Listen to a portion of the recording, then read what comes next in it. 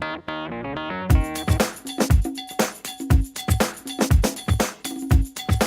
recently, I had a colleague remind me that in 2005, I had done a seminar at Penn State on how to be a great board member. And the reason she had called me and reminded me about that was she said, do you remember the case study that we had in that? And I had forgotten about that totally. The case study we had used was the second mile.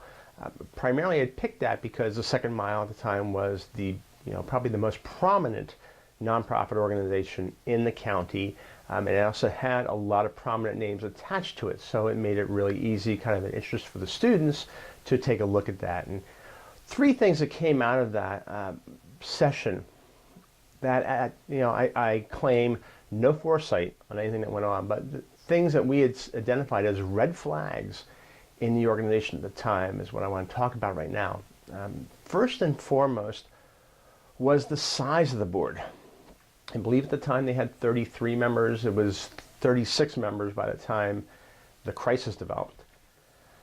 It is hard to, responsibility gets diffuse with that many members.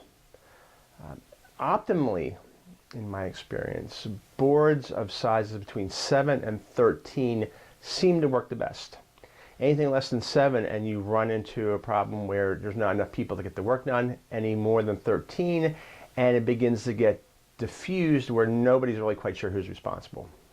Another thing that probably led to that many board members is that there were no board term limits in the bylaws of the organization. One of the things about nonprofits is you need new blood coming in all the time, and that would be, and if you don't have term limits, you get into a situation where folks have been entrenched in the organization for 5, 10, 20 years, and organizations become stale, but also they can develop some really bad practices, things that we just kind of overlook, and that's what happened in this case as we got down the road. The final thing was that the conflict of interest that were inherent in that board in terms of its relationship at the time with Penn State, that we had noted with Penn State, and has later developed with a couple of other agencies at the time. But there should have been a lot clearer delineation of who could and could not serve on that board. And there was no conflict of interest policy.